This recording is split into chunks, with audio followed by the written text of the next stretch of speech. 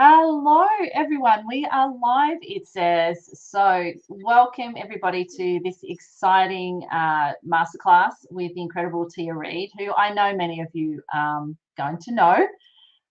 If you don't know Tia, you will know her by the end of this masterclass, and obviously, just really appreciate and value the work she does and the information that she's going to share with you today. So, a little bit about the purpose of these masterclasses and also your involvement in them. So I am really obviously passionately driven to provide a platform where people, can really learn and understand what they need to know about a certain topic and really empower people to do the work to heal. And sugar addiction, sugar carb addiction, whatever, people call it. Same thing, really. It's really largely misunderstood. And of course, it's something that a lot of people feel is their fault. It's something that people don't, that they think they have to willpower their way out. It's really misunderstood. And, it's a topic that I'm really passionate about, helping people understand more. So you are able to sit back. Very shortly, I'm going to drop out of the stream and Tia's going to do a presentation for you to help you, go through what we said we would cover. You are welcome to post comments as we go along, but the questions will be put to Tia at the end of her presentation. So we will be going for around 90 minutes. If we finish earlier than that, great. If we can't go a bit longer because I have to go. Tia's got to go to bed because it's Friday night. Friday night was here. And I have to go and watch my boy play soccer. So, so just a little bit about Tia. Yeah, I know. I wish you could come too. So Tia, Barry's here, Amanda's here. Can you see the comments, Tia? You can't see the comments? No. Okay, good. So you won't be distracted with that. But let me tell you, we are amongst friends. You are here with friends who adore you and really do value what you're going to say. So Melinda's here as well, which is awesome. Thank you. I'm so excited. Just a little bit about you. So you are an metabolic health practitioner. You are sugar and HMA certified, and you are a certified nutrition network coach. And that is how I met you. Which is wonderful. You were part of the first group that went through. And of course, the rest is history, as we say, when we connect with someone on such an incredible, heart-to-heart level. Yes, it's just never ending. So I love it. So you, of course, have a very much a lived experience around sugar addiction and healing from it. And we are all excited. So I'll tell you, we've got Jeanette, Robin, Alison, Margaret, Carmel. There's people who love you listening and really interested to what you've got to say. Not me. So I am going to back out of the stream. I'm here. So if there's any issues with glitches or anything, I am here. I'll be listening in the green room. And I'm going to bring your presentation in. Oh, thank you so much. You are so welcome, darling. I will see you when you finished. Okay. See you soon. Bye. I just want to tell everyone thank you for tuning in today. And I always start out with, I'm not a doctor. I can't give you medical advice of any sort. And first and foremost, I'm a sugar and carb addict in remission. I'm honored to share this part of my journey with you, as well as what I've learned as a certified sugar addiction specialist. I hope this presentation helps you understand that sugar and carb, ultra-processed foods, addiction is very real, and it can be chronic and progressive, and if not treated properly. I'm also excited to share with you that I'm working as a full-time health coach as of January 2024 with Dr. Tro's Medical Weight Loss. And we are offering a premium access to our app that's called Towards Health for free. And there'll be a QR code in the presentation that you can use to download the free premium part of that. So enough of that. Let's get going. Here's the Towards Health app. That's what it looks like if you download it. It's a metabolic health clinic in your pocket. If you're interested, there's a QR code, and I'll put it up again at the end of the presentation. So let's talk about addiction. It is a brain illness. Sugar addiction is not a mild addiction because it involves both our reward center and our habitual brain. And we must eat to live, right? You have to eat to live. So it's the toughest addiction to treat. And it starts, you start healing with proper nutrition, and you have to heal your brain first. For someone addicted, they can't moderate. Moderation does not work. Healing requires abstinence from the drug, whatever it may be. And you're not responsible for your disease. You didn't ask for it, but you are responsible for your recovery. I love this slide. It's from Benton Johnson, and it's how I felt when I was at my worst and my lowest. I felt enslaved, and the Latin word for addiction means enslaved. And that's how I felt off to the left, disconnected, isolated, didn't want to go anywhere, didn't want my picture taken. I even missed family events, even a Christmas one year. But now today, with the help of the low carb community, I feel connected and I feel free. And it's a beautiful thing. I just wanted to share a little bit about my early years so that you can see that how sugar really is the gateway drug, and it starts when you're small, and it is chronic and progressive. I had addictive behaviors as young as 5 years old, starting with sugary treats, such as Halloweens and with all the candy. I would steal candy from my brother's basket. My grandma was in a wheelchair and paralyzed from her waist down, and she had a company that came around, and they always gave her these chewy, sugary, gooey candies, and I would just fill my mouth with them and stuff my pockets with them.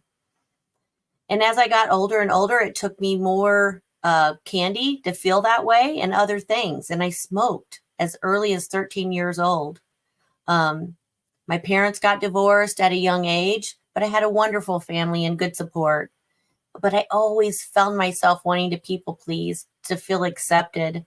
My biological mother didn't really want to have anything to do with me, so I had abandonment type issues. I drank and I partied in high school, starting my freshman year. You think it's cool, but it's not. I started smoking marijuana, and my grades suffered. And my dad found out. I was ashamed. I was so ashamed. Thank goodness he found out, and I was able to stop. But the drinking led into overconsumption of carbohydrates and late night eating and binging. Pizzas, whole pizzas at 1 and 2 in the morning. I was always kind of thin by nature. So I eventually started to gain a whole lot of weight. And I tried everything. I tried Weight Watchers. I tried restricting. I tried diet pills. And I even started running excessively overly exercising.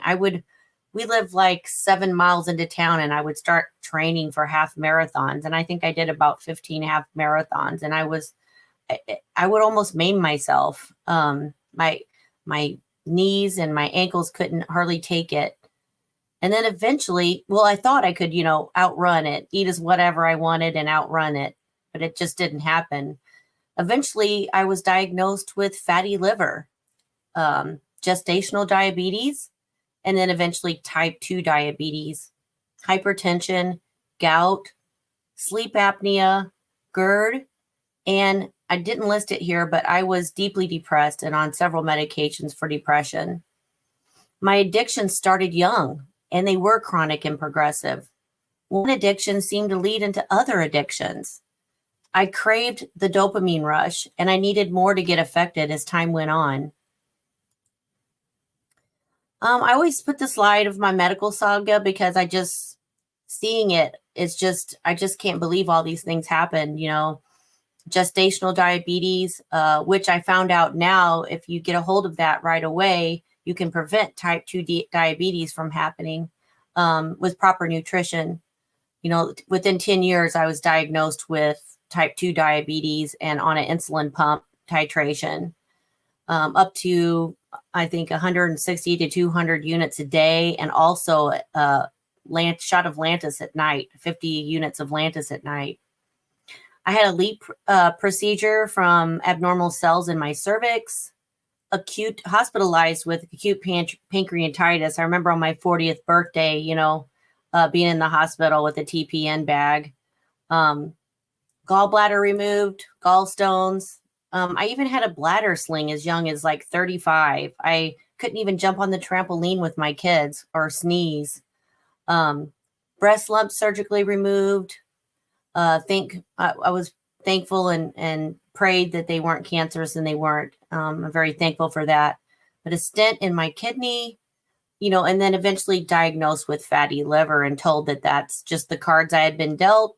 And a lot of people had it and not to worry about it. So I didn't. I trusted the medical community to tell me the right thing. But then type 2 diabetes, eventually on the insulin pump. I found out I had Cushing's disease. And I was making excess cortisol and in fight or flight 24/7 for over 10 years. And then I found out that the reason that was all happening was from a tumor in my adrenal gland. So ended up having going to a Center for Advanced Medicine. They found the tumor and had to remove my whole right adrenal gland. So after that removal, I was unable to make my own cortisone and was put on prednisone for several years, starting out at 60 milligrams and then titrating down to 15. But then eventually diagnosed with 3 grapefruit-sized tumors in my uterus and had to have a radical hysterectomy. Then the sleep apnea. My husband was concerned I'd die in my sleep, had a sleep study done, and now I'm on a CPAP. I was so depressed. I didn't know what was happening to me. It was a whirlwind of things happening. Hypertension, and then septic from a large kidney stone stuck in my ureter. I got choppered out, put on a vent, and I said goodbye to my family. I didn't know if I'd see my kids again. Eventually, I was lucky that I came out from that again. So many people were praying for me that time. Eventually, I became very overweight for my frame. I was in between 250 and 260 at my highest, in chronic pain. So every time I went to the doctor, it was a new medication. So I was in chronic pain on Vicodin every 4 hours as needed. Migraines, debilitating migraines that I would have to leave work. I would throw up, have to be in the dark room. And then, of course, at my worst, I was on all these medications, the insulin pump, the Lantus, allopurinol for uric acid in my kidneys, Nexium for GERD, metoprolol tartrate, 200 milligrams a day, lisinopril, 40 milligrams a day, Welchol, Tricor, Lavazza. I had to carry a dexamethasone shot with me all the time for emergency situations because I was in I had been in fight or flight, and I didn't make my own cortisol. I was on Cymbalta, 90 milligrams. It was the highest amount that they could put me on, and I still was depressed. And so they added Wellbutrin up to 300 milligrams. And then at one time, 20 lipase pills a day for several years because my pancreas was unable to metabolize my food. How did I know I was a carb addict? My family was so concerned. I'd visited my cousin, and he's like in New Mexico, and he's like, "What is going on with you? You have deteriorated." My type 2 diabetes was out of control. I felt like I was going to die any day. We went on a family vacation, and I had to rest all the time. I couldn't walk the whole amount without being winded. My family encouraged me at this point to reach out to a low carb doctor. They had heard of low carb nutrition. My first consult with Dr. Siwas, I was told I was a carb addict, and I felt immediate relief. It was like I felt I could battle this. Other people had battled addictions. Other people had won, and they were healed. So awareness really is everything. I like to share this tree that Steve Bennett had made, but at the bottom, insulin resistance really is the root of all all these diseases up here at the top of the tree. And at the root of all of that is ultra processed foods, processed carbohydrates, sugar, lack of sleep, chronic stress, seed oils, a sedentary lifestyle. So all these things that's addiction right there. Addiction's not just about the food. It's about your sleep. It's about your stress levels. It's about your movement. You have to heal your brain. And I love this. This is my favorite quote from Georgia, Dr. Georgia. The most powerful way to change brain chemistry is through food, because that's where the brain chemicals come from. I also love this. This is the perpetual cycle. You eat sugar, you like it, you crave it. It has addictive properties. It lights up our brains, same as cocaine. It's been shown in studies with rats. They persistently go back for the sugar over the cocaine. And then the next thing, your blood sugar spike, dopamine's released in the brain, a mass of insulin is secreted because your body's in emergency mode. It doesn't know what's happening, and it drops your blood sugar levels. And then what happens? We're hungry. It causes immediate fat storage. Insulin is a fat storage hormone. So now your body's craving the lost sugar. And then, hunger and cravings. And the cycle's repeated over and over again all day long. That's why it's important not to snack all day long. Your bodies can never hit your fat stores. It's always burning sugar. And the consequences of carb addiction are biological, psychological, social, and spiritual. It affects all areas of your life. It affected me financially, socially. I had type 2 diabetes, sleep disturbances, fatigue. Biologically, my mood swings were incredible, and I just anxiety, and I isolated myself. I'm so thankful my family didn't give up on me. Social situations became problems, relationship issues with friends, work-related problems. Sometimes I would fall asleep at my desk. Didn't understand why I was so tired. And then you lose your friends, and you have feelings of feeling different. And spiritually, I lost faith for a long period of time. I didn't go outside, so I had no contact with nature. I was fearful and worried all the time. Biochemical repair is vital. It's needed. Addiction is a physical illness of the brain. It is progressive, and it is for life. And it can result in disability or premature death. I thought for sure if I continued on my path, I would lose a limb or my vision. My vision was already starting to do weird things. I had so many different glasses, and my feet hurt so bad. I love this study here. It's type 2 diabetes and addiction. Is it addiction and disorder? Food addiction is strongly associated with type 2 diabetes. So we know that type 2 diabetes puts patients at significant risk for fatty liver. And fatty liver is the start of everything. That's the next thing you know. If you have fatty liver, if you don't change your ways, you're going to, have hypertension and diabetes to follow. But this is the first study to demonstrate a positive association between food addiction and type 2 diabetes. Food addiction may be a promising target for the prevention of type 2 diabetes. That's why I want to spread the word. There is hope. And then there is a variety of useful screening tools. Some are validated and used clinically by experts, and some are not validated yet and used clinically by experts, and some are validated. The ones that aren't validated yet that a lot of us use, and they're excellent, one is the Craved, and I'll show you a little bit about it. All these. The Craved is easy and most clinically meaningful. And then you could consider the CAGE questionnaire, which is usually used for alcohol, but we're going to change it to address food. And then the Uncope Sugar, Flour, and Food from Benton Johnson. And then there's research-orientated and validated screening tools such as the Yale Food Addiction Scale, but it's very difficult to score and it's very long.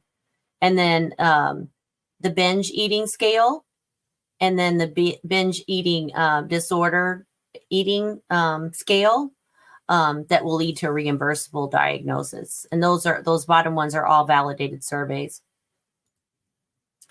And to be familiar with all the other screening tools that are out there, because food addiction is not always all about food. So there's the mental health aspect of the ACE questionnaire, the depression screening tool, general anxiety screening tool, and the domestic violence screening tool. And you can look those up. And also there's, to address sleep apnea, there's the Stop Bang, which is a medical screening for disrupted sleep. And when you don't sleep properly, you crave food. So it's very important. That's why sleep is so important, to get a handle on your cravings.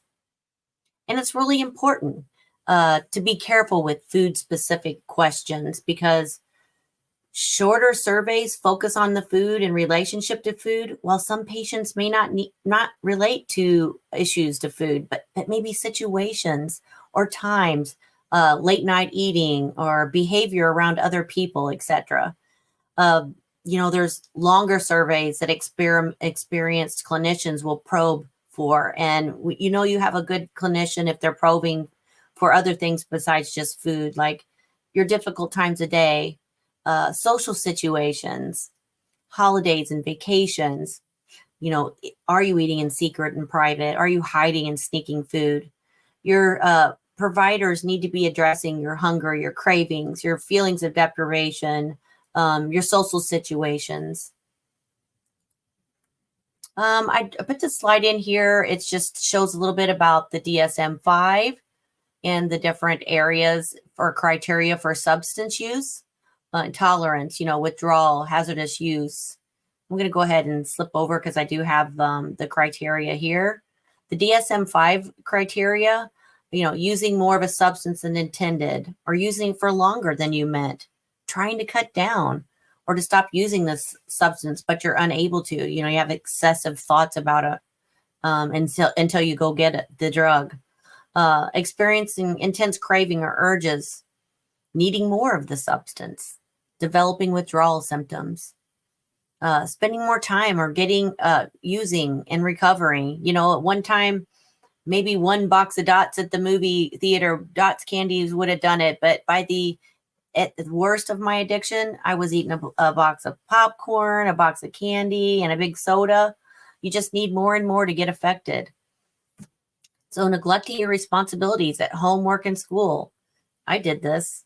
I didn't want to clean at home. I just wanted to go home and sleep. Continued to use even when it's causing relationship problems. Giving up important or desirable social, recreational activities when you don't want to go anywhere, but you want to eat in isolation. Using substances in risky settings that put you in danger, or continuing to use despite the substance causing problems to your physical or mental health. Those are all the DSM-5 criteria, and the scoring goes like this. 1 symptom could indicate a risk. 2 or 3, mild substance abuse. 4 or 5, moderate, and 6 would indicate a severe substance use disorder, which signals an addiction to that substance. And then the CAGE. I told you we touched base with the CAGE. It's kind of a quick and dirty screening from our clinic. We use it. CAGE being, do you want to cut down? C for cut down. A for annoyed. Do you get agitated or annoyed when someone tells you to cut down? I know I used to. I used to get upset. Do you feel intense shame or guilt after you use? Oh man, I sure did. I even hid candies in my underwear drawer so no one could find them, and then I would eat them, and then I would just feel horrible. Do you feel a strong compulsion to eat? Do you struggle with late night eating? Do you hide, sneak food, or avoid eating in front of others? I did that. I would stop at a fast food place and eat before I came home because I knew it wouldn't be enough. And then there's the Uncope Sugar Flour from Benton Johnson. It's a wonderful questions. Uncope, U for unplanned use, N for neglected, C for cut down, O for objected, P for preoccupied, and E for emotional discomfort. This is a wonderful tool to use. And then the scores, 2 or more indicates a problem, 4 or more yes answers highly indicates addiction. And the UNCOPE screening tool is built on 4 criteria. And again, the craved. I love this one too, from Georgia, or from Jen Unwin, Dr. Jen Unwin. Compulsion, powerful urges to consume, reaching for more, increased intolerance, activities, volume eating, exclusion, damage. So those are the great screening tools we have available today. Thanks for listening to all those. But the relapse warning signs, you can be in tune with what's going on. That's why awareness is really everything.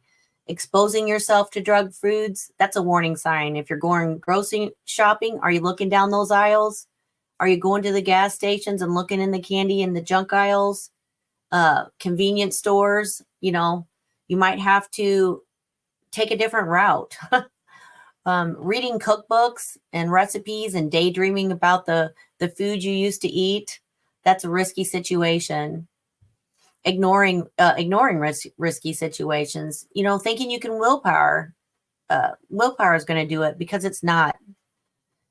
Ignoring warning signs such as being tired or hungry or isolated, angry or upset. I seem to be when those things are happening, your cravings are going to go up. And what are you going to do to block that so you don't grab your drug food?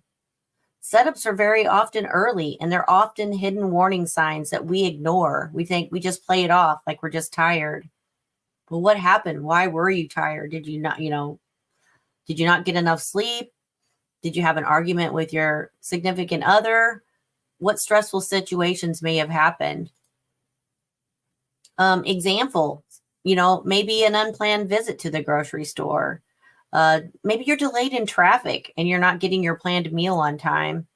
Really, any disturbance in our schedule can trigger a eating event. Fatigue, you got to learn about your risk situations. If you ignore the early warning signs and you're unaware, you don't deal with them, thinking you can handle it or white knuckle through it, usually meeting a situation with our psychological or emotional defenses down, or we need to know about these situations. And then there's a craving cycle, brain dysfunction, sugar, flour, processed foods, insulinemia. It creates a powerful craving. And then there's euphoric recall. We remember all these happy times and all these things, and they all have to do with food. Foggy brain symptoms come back with force. Post-acute withdrawal symptoms. It's a serious brain chemistry imbalance. It includes a loss of sleep, a loss of energy, a loss of concentration, reoccurrent anxiety attacks, restlessness, impulsiveness, feelings of chaos and mood swings, even suicidal thoughts. This is serious. Sleep deprivation, stress apnea, poor stress management. They all signal cravings. Poor diet, excessive use of caffeine and nicotine, and lack of physical activity. And then there's nutritional imbalances when you're restricting. I like to talk about this because I had a lot of it. A lot of negative self-talk or automatic negative thoughts. You have to be in tune and be aware of these things. Telling yourself life is not worth it without these drug foods. Denial. Denial really is, an addiction is the only disease that tells you don't have a disease. And then there's magical thinking about eating your drug foods as if it's going to solve all your problems. Yeah, if I just eat that whole bag, I'm going to feel better. It never lasts more than a few minutes. Recovery sounds awful. It's just awful and boring. The euphoric recall for me was very strong, and it's lifelong, and it starts when we're young. There's addiction memory circuit. It really never goes away. You just have to have the tools to deal with it. And you get stronger every day. I do love this slide. The obesity trap, if you're ignoring your hunger, your cravings, your feelings of deprivation, your social situations. You need to cope with all of those things, your emotions. You lose control without addressing those 5 musts. While excessively restricting, people inevitably lose control and they eat off plan. And it leads to binge eating or isolation or avoiding that social situation or sneaking and lying and hiding. And then the circle, goes to shame and guilt, intense feelings of shame, along with learned helplessness. It leads to all or none thinking. Like I've blown it, so I can just go the rest of the week. And then self-blame and being unaware, self-blame, harsh judgment, over-reliance on willpower and lack. And then moving over to the next slide, it's to escape obesity. You still need to manage those feelings of hunger, cravings, feelings of deprivation. Understand your behavior pattern and what your common triggers are. And start taking a root cause analysis for what's going on. Honest reflections on your patterns. A lack of a plan is a plan to fail. And then you end up with decision fatigue, stress, anxiety, sleeplessness, all of this, boredom, self-awareness. Continue to combat the negative self-talk, learned helplessness.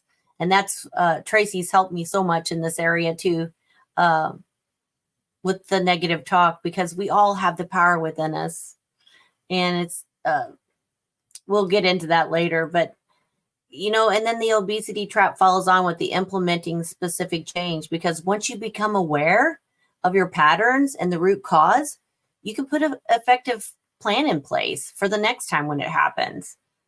But it's always one meal at a time, one day at a time. If you mess up, you get back on the very next meal. You don't wait a whole week. Don't wait another day. And once your hunger and cravings have subsided, you can start a self-assessment.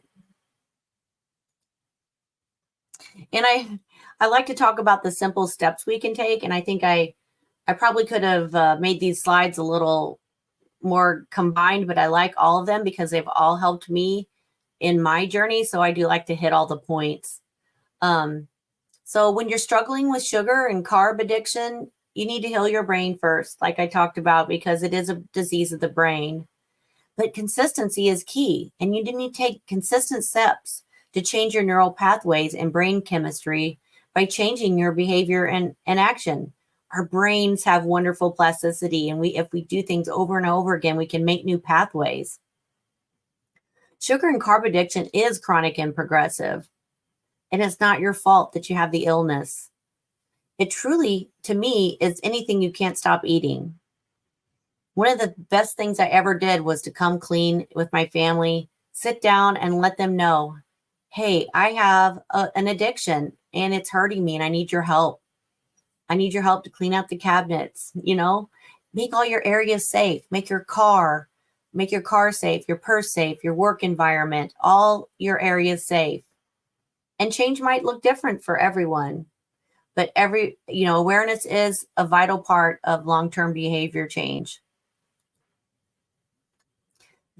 More simple steps, and one of my favorite is to join a support group, just as this one here, to get you through the hardest of times. People that share with each other care. They care about each other, and a community is the best support. But don't have unrealistic expectations. Accept this is a learning process, and don't be too hard on yourself, because you have to trust the process. Acceptance really is a superpower. Ask yourself questions and expect it to be uncomfortable at first, right? So ask yourself before you take a bite, am I just bored? Why do I want to eat this? How is it going to make me feel? Am I really hungry? Like Tracey's taught us, our minds want predictability to feel safe. And remember that habits are just thoughts and behaviors. If you mess up, it's okay. Just keep going no matter what. Tell yourself each day, look yourself in the mirror and say, I can do this for one day. For 24 hours, I can do this. One meal at a time, one day at a time. And moderation really doesn't work for addiction. Same as alcohol to an alcoholic or drugs to a drug addict. Abstinence may be needed. It was for me. So again, make your home a safe haven, remove all the drugs, and when we think of sugar, it's not just the sugar, it's not just the candy and the ice cream, it's pasta, it's bread, it's desserts, cookies, chips, ice cream, pizza, cereal, potatoes, grains, rice, sweeteners. One of the best things I ever did was to eliminate the sugar-filled drinks. Never drink your carbs. That's one way to heal your fatty liver. If you've been diagnosed with fatty liver, eliminate the sugar-filled drinks right away. And eat real whole food. Nothing from a bag or a box. Keep it simple. You got your meat and your vegetables. Take different routes so you don't stop at those gas stations or the store or the fast food place you usually stop. And don't worry about being perfect, because no one's perfect 100% of the time. Sometimes you just need to just start. Another big thing is working on stress management. Conscious breathing is powerful. You can bring your own food to functions. Why not? I bring my own food and people want my food. I'm like, hey, get out of there. That's mine. So I've learned to bring more. Or you can eat before you go to an event. Or maybe you're not far enough in your journey to go to that event, so you wait till the eating part's over and you go for the dancing or whatever the event may be. But I suggest don't let yourself ever get too hungry. And when you do eat, never leave a meal hungry. You can start a food journal, right beside it. How does that food make you feel? And how are your energy levels? Do not snack, because snacking is normally always an emotional event. Schedule time for sleep, set your timer a couple hours before bed, and that's when you turn your phone off. Phone's off. Keep your room cool. You could use, stuff for your eyes, and you could use sleep tape for your mouth. I do now. It's wonderful. But addictions are more than coexist. They interact together and they reinforce each other. They become like part of one another. They become packages. And this is called addiction interaction disorder. I just want to encourage you never to give up. You've got this no matter what. And if you do change your food, you can change your life. I love this slide. At the practice, we encourage you to build defenses, not willpower, to have awareness, to prep, plan for your worst day when your defenses are low. So, plan for your appetite and hunger. Make extra when you're going to eat. When you prepare your food, prepare 2, 3, 4 times more meat than you normally would, so that if you do feel hungry in between and you've had a stressed day, you grab some meat. But remember why it's so important to you. Always have your why available. And your why may change. So maybe you need to write it down. Maybe you need to put it on your bathroom mirror, or by your refrigerator. And community support is golden. And impulse control. When impulses get overpowering, ensure you have a pre-planned way to fail. Do the best you can in the moment and live to fight another day. And then build up your tenacity, because when your defenses do fall short, you need forgiveness, self-forgiveness. You got to get back on track and build up new strategies to avoid your future falls. Consistency and learning from mistakes are the best way to fail or turn a fail into a win. I like to show everyone my what I was looking like at my worst. I remember this day because I went to my cousin's wedding, and my sister and I needed to climb up a hill for something. And I actually was crawling on my knees and elbows to get up the hill. And I had to sit, and I had to sit there a minute, and I didn't know if I was going to make it up the hill. And we're the same age as my stepsister, but I never call her that. But I knew I was sick. then, but I feel free today. And I want everyone to know that there's hope. There's hope out for everyone. You just need to, eat proper nutrition. But here's the slide again on the Toward Health app. If you're interested in a metabolic health clinic in your pocket, we'd sure like to share the app with you. And it is free right now for premium members. There's usually a fee to have the premium access. And if you could scan that code, you'd be available. So thanks for listening. And hopefully Tracey might come back in. I'm here. I wanted to come back in when you were tearing up and just give you a big hug. And I think so many people watching. Sorry, sometimes that happens.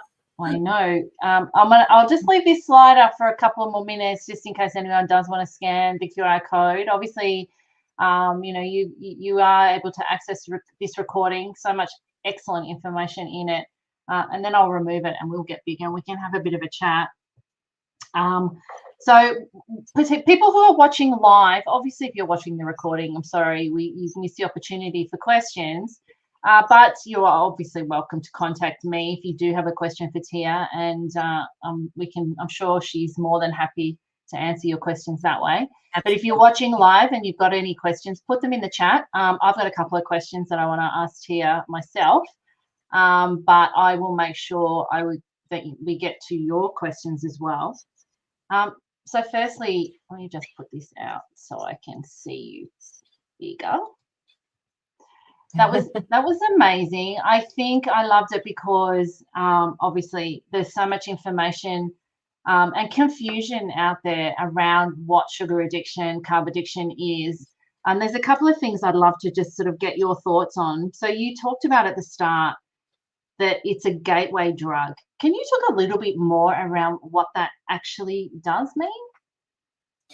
Well, to me, it's the gateway drug because it's the first thing we're exposed to that lights up our brains. It's the first thing, that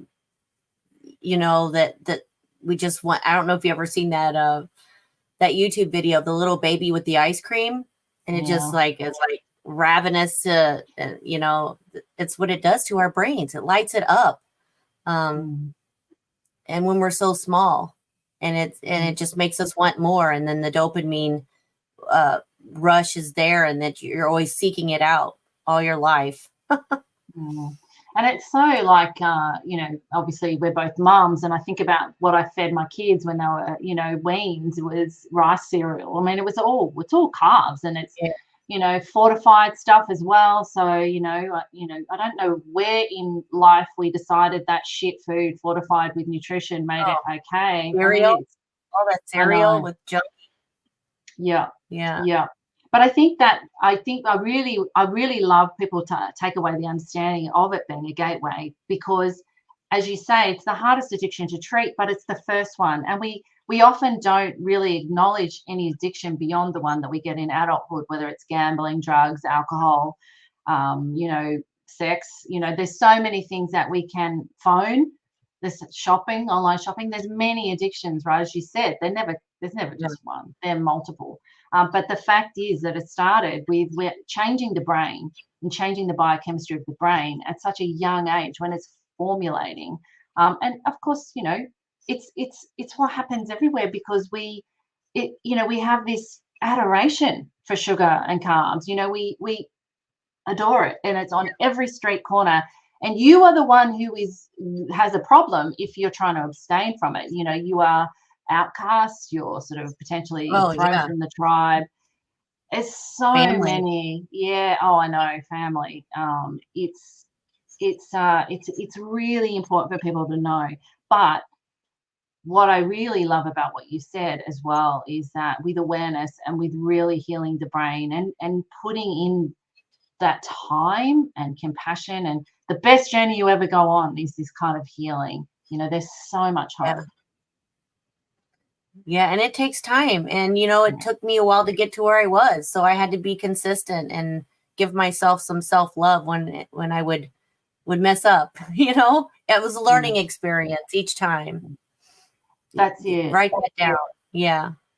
But that's hard, isn't it? Yeah, it's really hard.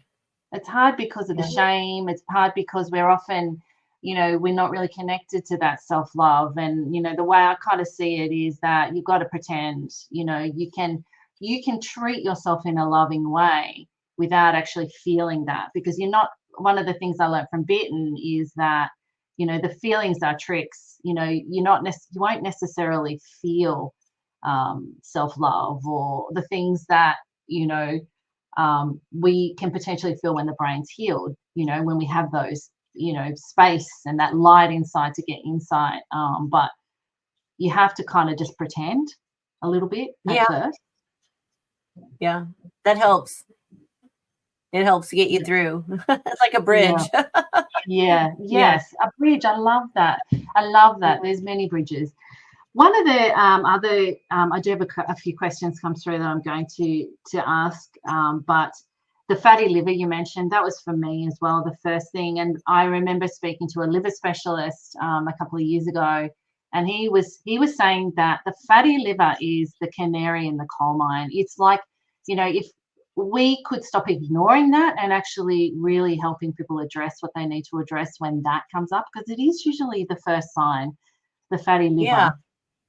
And, a lot of us think that eating fat makes us fat, but it doesn't. We've been hoodwinked. I was told to eat low salt, low fat, and it was terrible. My liver just couldn't take it.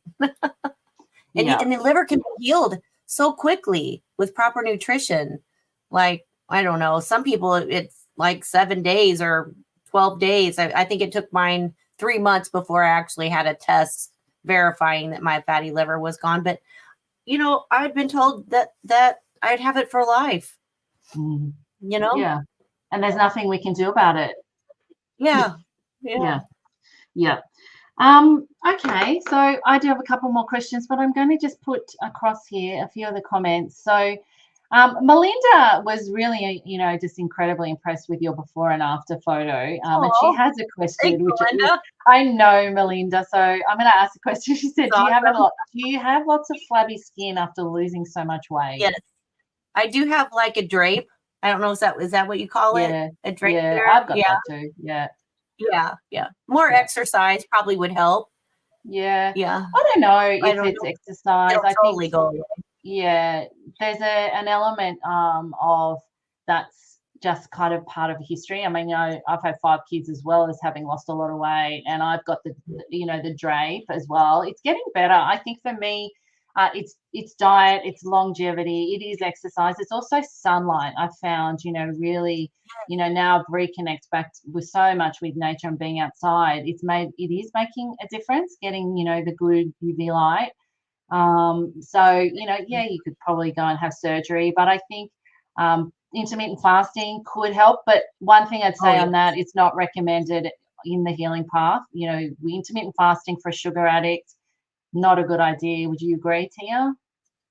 Yeah, I could not even incorporate that for the first couple years. And then I started to, skip breakfast. It just naturally kind of occurred. When my brain was healed. Yes. So forcing it's probably not a good idea. But also too, I think with that question is an element of just accepting and loving yourself as you are. And that is 100% a part of the path. I used to, like we all do, probably stand in the mirror and all my mind saw was the things I hated about my body. No longer the case. I think it's a part of you. And if we can love it and appreciate it, I think it might respond in ways that we don't have a huge amount of understanding behind either. Our bodies are incredible. I mean, I had an 11-pound baby. I was diabetic, with him, and naturally. I didn't know when last call was. I forgot to ask. But I mean, oh my. Our bodies women's bodies are miraculous. Yeah, they are miraculous. God, my biggest was 9'9". But I mean, they do say, isn't it, that gestational diabetes, the babies are often bigger. Gosh, there's so many. Joke around that I could have had 2. God. Yeah. All right, let me keep going. Yeah, Barry was just saying if I mention sugar addiction, people think I'm Very. nuts. Well, of course they do because they don't have any understanding of it, right? Yeah, they don't. Thank you, Barry, for listening. Oh, there you go. And I think that just comes back to us. It makes people uncomfortable. I tried to hang on to mine for years in this moderation trap and trying to keto and low carb everything. And I'm glad you mentioned the sweeteners, Tia. I think they are so unhelpful, really, in the long term. Yeah, But they it's a just keep it's a craving. journey. They do. Yeah. They just keep you craving. But I think it doesn't mean just because it makes others uncomfortable, it doesn't mean we shouldn't say it, right? And educate. Right. Yeah. And it did help me in the beginning.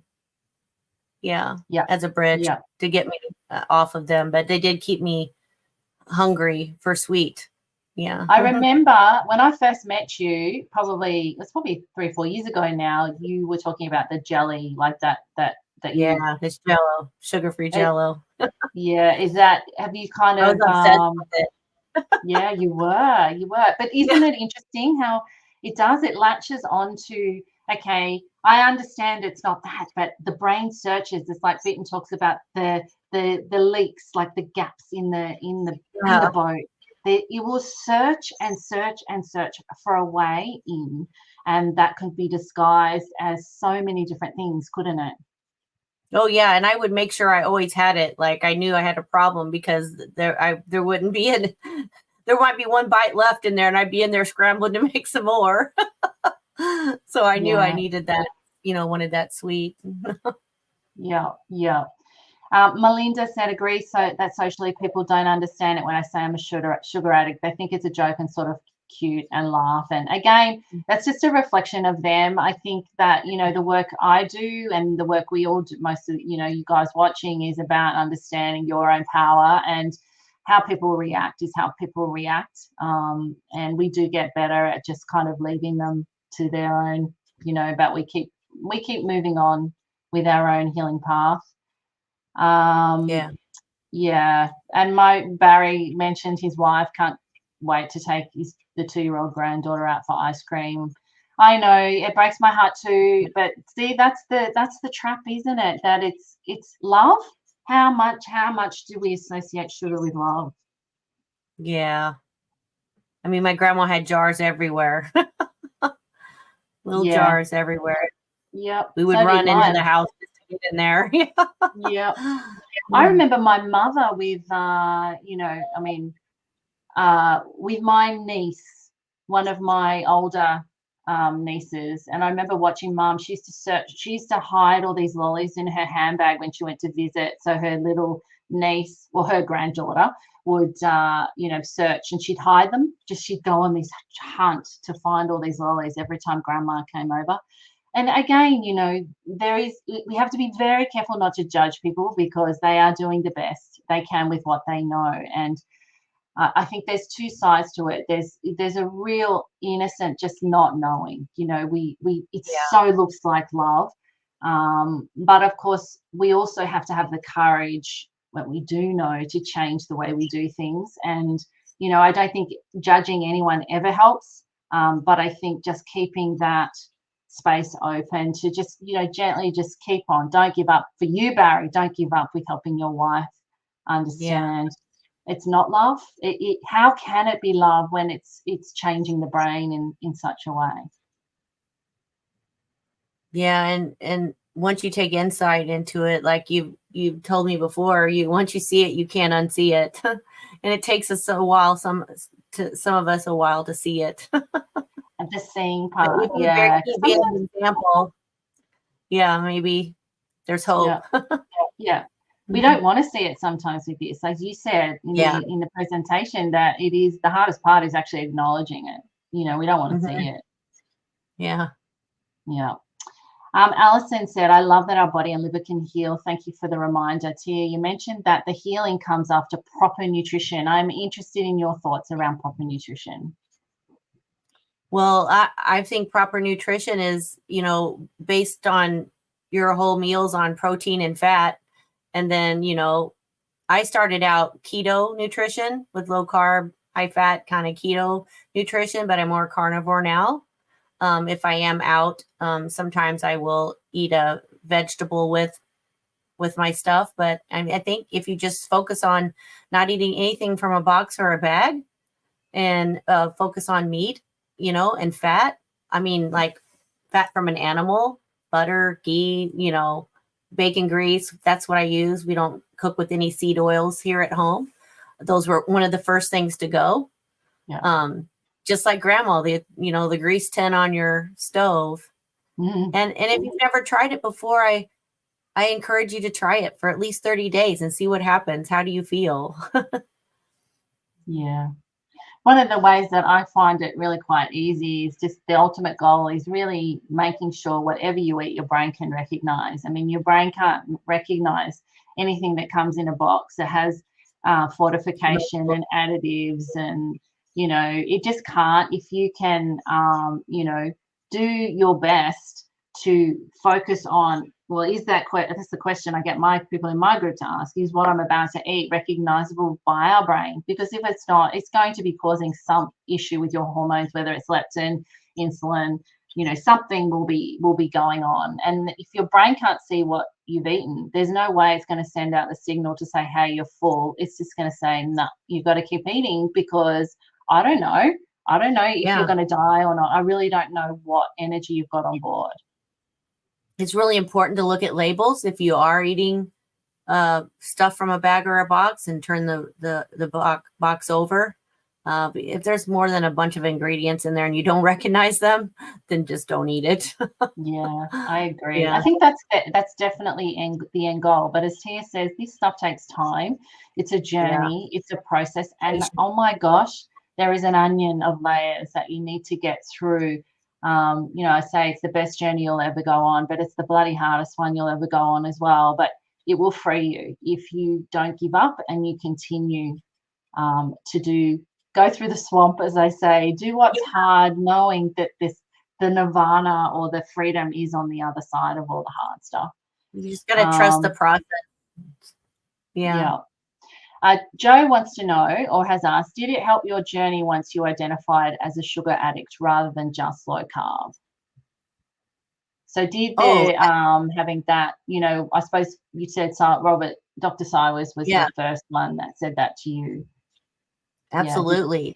That was, I felt a weight come off my shoulders because I knew it wasn't my fault, and that I could get help.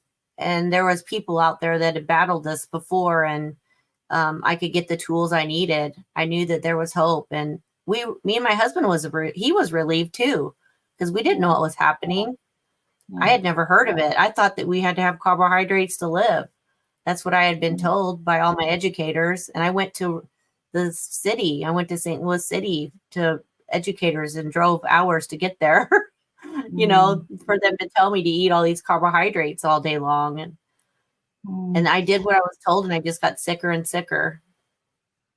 Yeah. So it was my eye-opening moment. Sorry, Don. Go ahead.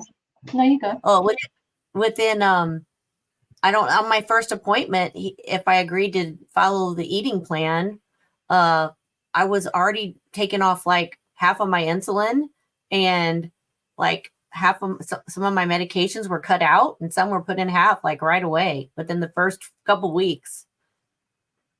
Yeah. Wow. It's so powerful, isn't it?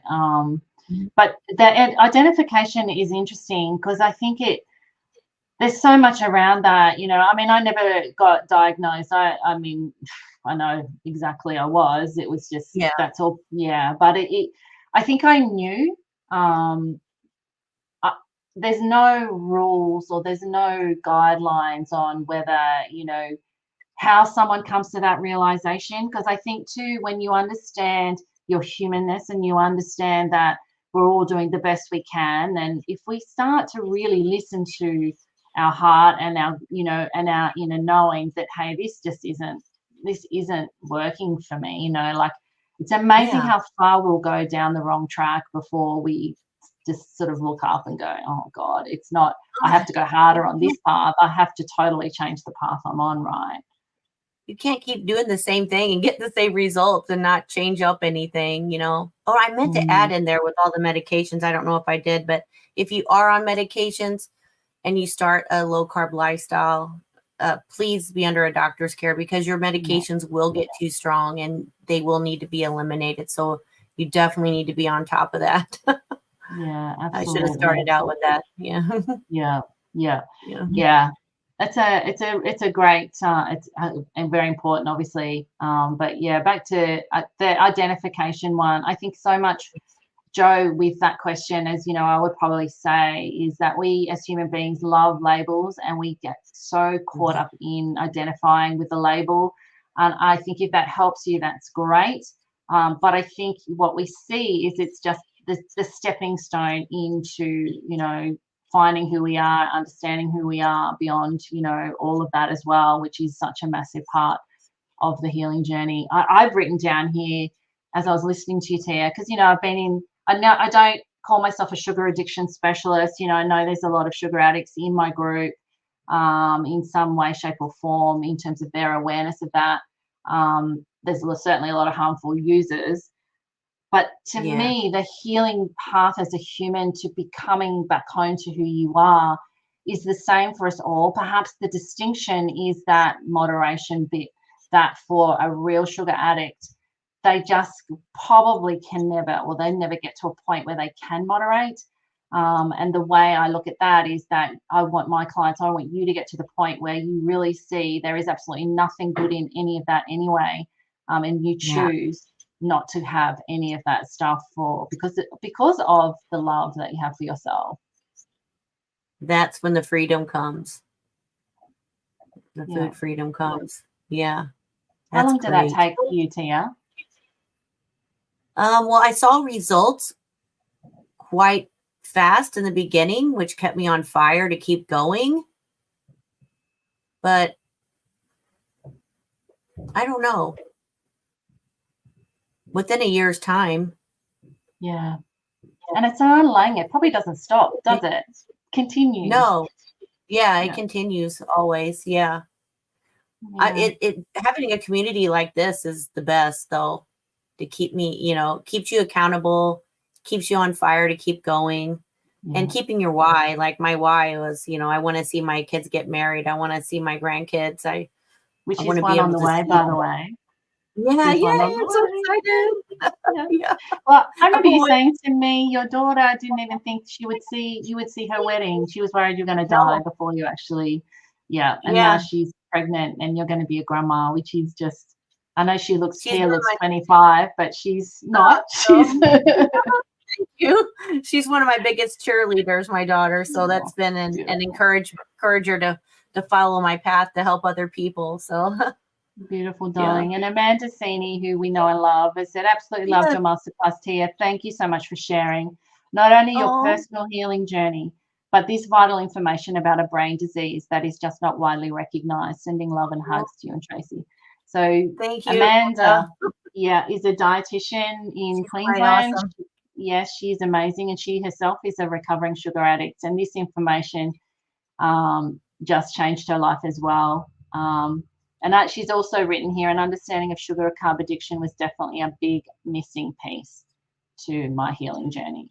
Her healing oh my journey. gosh, she's the best dietitian. I wish I would have had her. Well, I would have not gone through so many things. I know, it's true. Alison, love it, Tia and Tracey. Thank you for your answers to the questions, your stories and insights. And Paula wants to know, Tia, does your family now eat low carb too? Yes, for the most part, everybody does. My kids, they're not all the way there, but they will be. My daughter had struggled with migraines, so eliminating sugar from her life was a really big deal for her. My son they still eat their carby foods, but I won't buy them. If we're making supper and they want carbs, they have to bring their own baked potato, or they have to bring their own. We're not enablers, are we, anymore? No, we don't enable, that's what I think, I don't enable my children or any of my family with any of this stuff, but at the same time, people are free to make their own choices, and they have to be free to make their own choices, particularly over, once they're teenagers and above.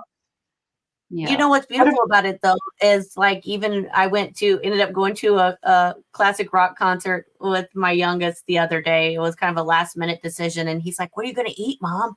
What are you going to eat there?" So he's like already looking for things, and he knows how I eat, so he knows, okay, we can just take off the hot dogs. We won't have to do the bun, or we can just do the hamburger patties. So they do have awareness now of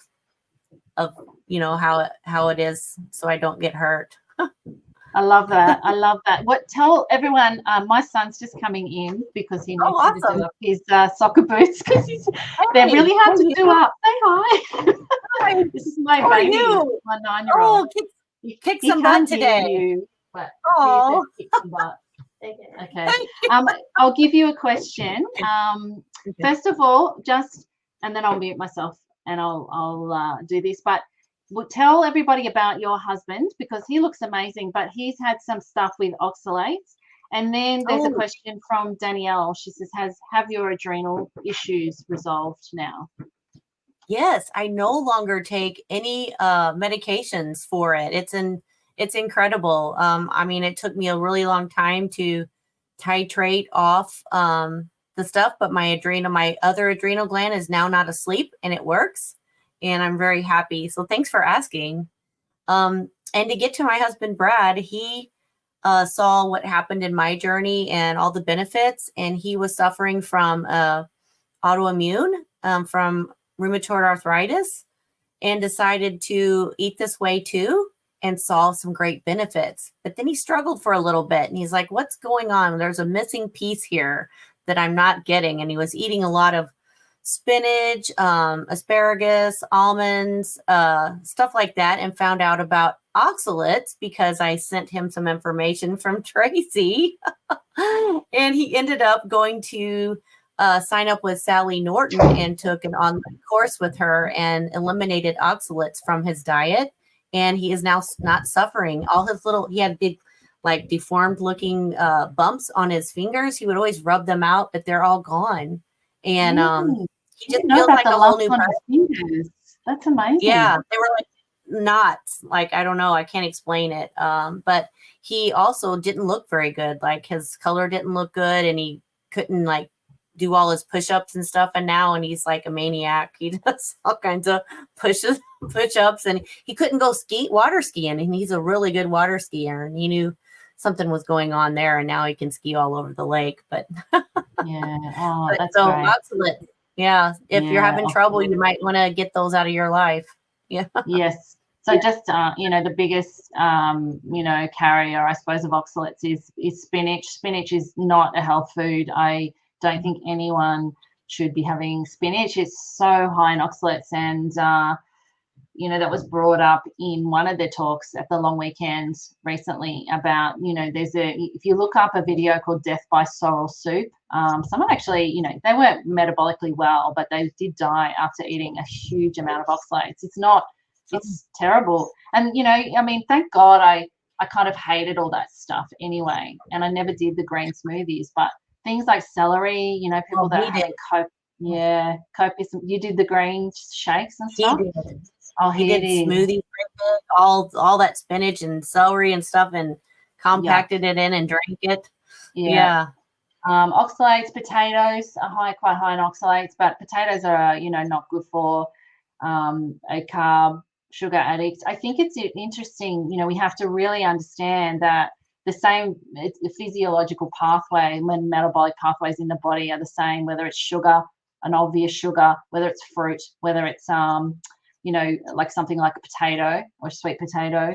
But I think it just brings it. I love the way you said you have to notice your patterns. You have to know your triggers. You have to know what makes it hard for you. One of the things I used to notice, that if I had something like mashed potato, which potatoes are like, my hot chips were like one of the hardest things for me. They were one of the last things to go for me.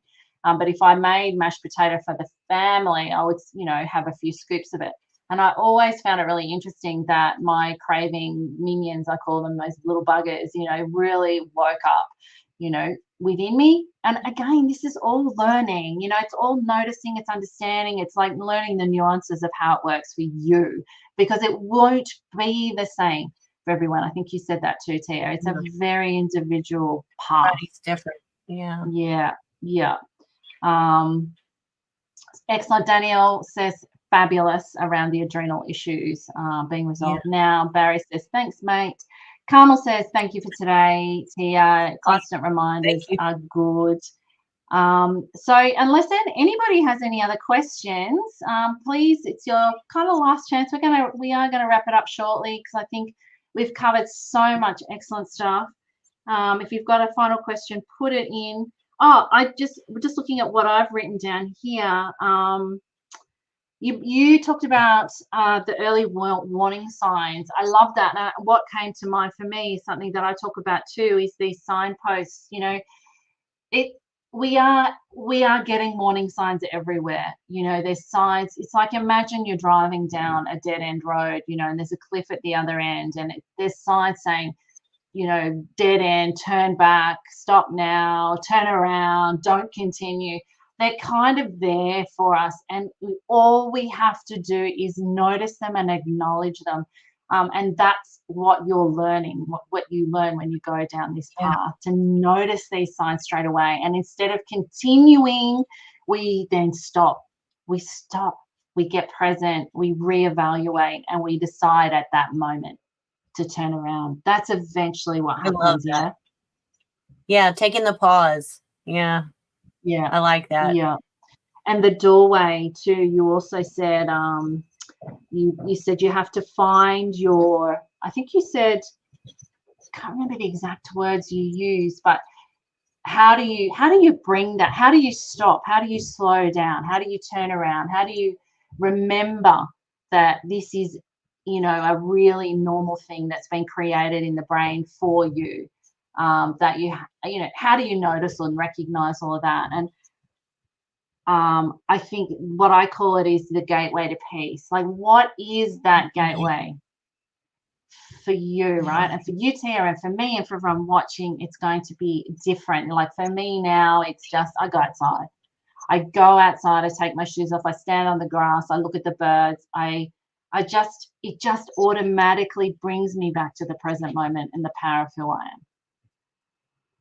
That's so great. I love to go outside too. Sometimes I just go out there for 10 minutes and sit in a chair and let the sun shine down on me, It just feels so good, and like it just makes everything go away. I just love being outside.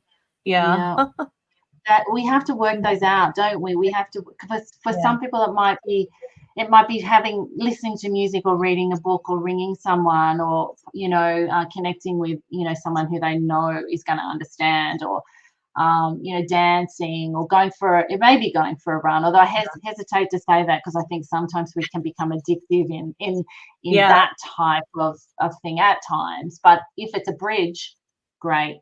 Just allowing you to see and remember that you're thinking, all that's going on within you isn't something you have to follow. It's an experience you're having. You don't need to be frightened of it. It doesn't say anything about who you are. I love that. Yeah. Beautiful. And I love all the pictures everyone's posting and the art of driving. All the pictures. All the sunrises. Yes. So awesome. Yeah, it's beautiful. I wanted to print them all off and make like a blanket out of them or something. Well, that's what I do every now and again. I make reels from them. I think they're beautiful. There is something innately powerful about that morning time that I think we're all learning. I'm learning along with my group as well around that. But it is beautiful. But I want you to finish, Tia, by wrapping it up. I think with anything really you'd like to say, that if you imagine you sitting in a masterclass like this, 7-8 years ago or something, just really new maybe to being curious around this. What would you like to have been told? What would you like to know? And any final thoughts that you'd like to give the people listening? I think I've covered just about everything in my talk, but I just want you to all to know that I believe in you. I believe in you, and there's hope for everyone. And I don't feel like I'm just an unusual case out there. I feel like we all have it within us to do this. So be courageous.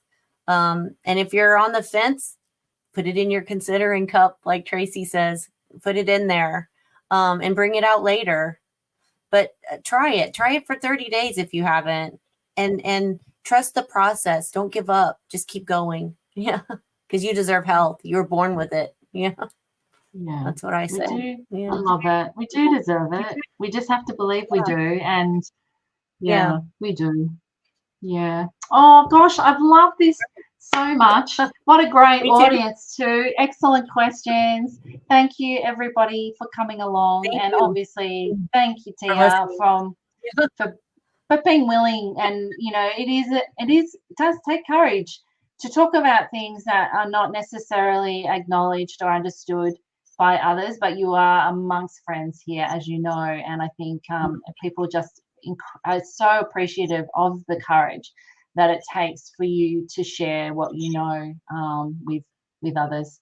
So I adore you and thank you so much for this. All right. Bye. Don't you go yet, Tia. I'm just going to end the stream. Thank you, everybody. We'll see you again soon. Bye. Okay. Bye.